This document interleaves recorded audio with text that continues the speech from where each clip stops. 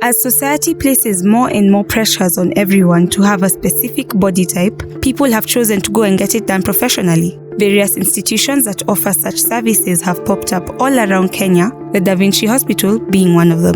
Today, we get to interview Dr. Andrew and Caroline Sandy for this week's feature on the rise of the cosmetic industry in Kenya. Hey, I had a BBL. Yeah. That is liposuction plus fat transfer. So I had fat removed from my midsection to my hips and backs. Yeah. Why did you choose to do it? Like, what is it? I was kind of feeling uncomfortable with how I looked before. It's not like I looked bad, but I was not very impressed. So yeah, I decided to do it. I'm a plastic and reconstructive surgeon. I've been in the industry for the last, as a doctor, working for the last 14 years. Yeah, so I recently ventured into plastic and reconstructive surgery, more on the cosmetic aspect. We got a chance to see how breast reduction is carried out, as well as see the different facilities they offer. Cosmetic surgery has been on the rise in Kenya, with more and more people and celebrities coming out to speak about the various procedures they had done. In the theatre, a hardworking group of surgeons are seen operating on a woman. She has had large breasts and is in for a breast reduction. Before one goes under the knife, a lot of consultation is done beforehand to ensure that all parties are aware of what will happen and what to expect. Most will go under using general anesthesia, where procedures last up to 3 hours, after which they are transferred from the theatre to the recovery room and finally to the ward. Behind all the glitz and the glamour, there is a dark side of this. Due to quacks or unregistered practitioners, there have been botched cases.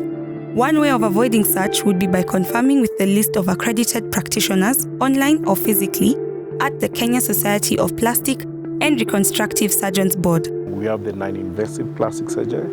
I'm sure you've had things like cool sculpting, laser surgeries, so those are the non-invasive ones. And then we have the invasive one, which you really have to go under the knife.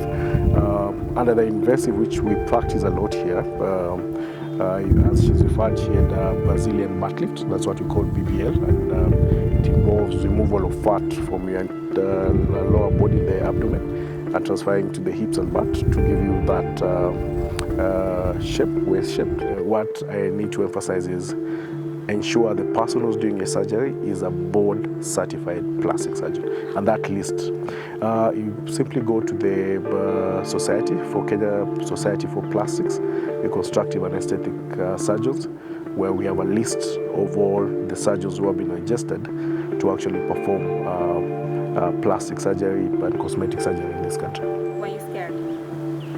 Not really, I was excited. Funny now.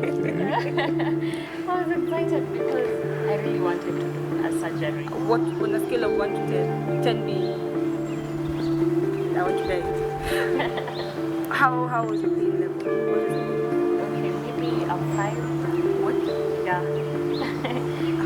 Yeah, I don't know, it's because I was ready for it. I really wanted it so bad, so I was able to cope with it. It wasn't that bad.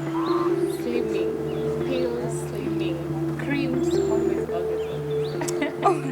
But they never work. They don't work. Yeah. Let's be honest. Are they safe, Doctor? From a medical point of view, they're not.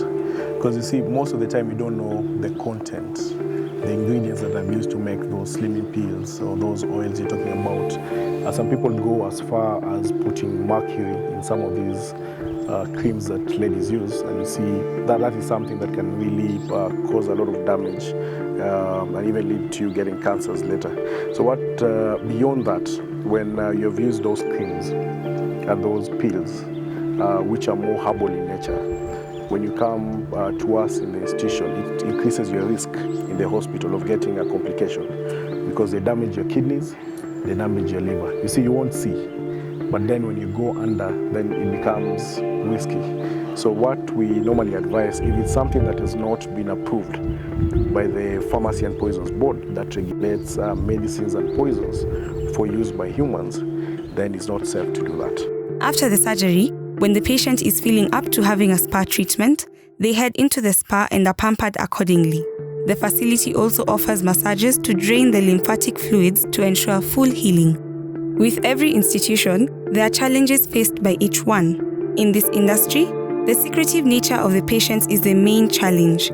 Patients choose not to speak about the procedure in fear of the stigma associated with the cosmetic industry. The challenges that you do face in the market is people are not coming out and saying actually that they did plastic surgery. There's a bit of social stigma that you're trying to address through educating the public about the safety and what you can get when you undergo a plastic surgery procedure.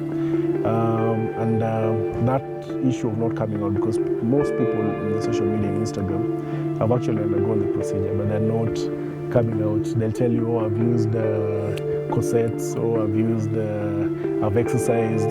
But for us, we know that you actually went to the life. If you walk around just in the malls, there's the normal, when you're in Africa, there's a normal African shape. And there's one you look here, is like, wow, the surgeon did a good job. So we want people to be comfortable, that plastic surgery is a reality. We're having a lot of women doing it and embracing it. And there's no shame in wanting to make yourself look better for yourself first, and maybe for your man. And even the men are coming and they want to look, they want to have abs, artificial abs, we do it for them. We have even other aspects of plastic surgery. So we need to embrace that it's a normal thing that is happening. Many of our women and many of our men are actually undergoing it. So there's no shame in it at all. Yeah. What's the ratio to men to women? Yeah. So it's 3-to-1. More women are doing it.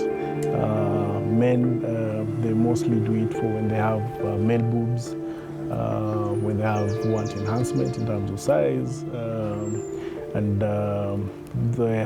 mostly hair transplants. We're seeing more and more men embracing that. Yeah. In the end, plastic surgery has been booming in the past decade.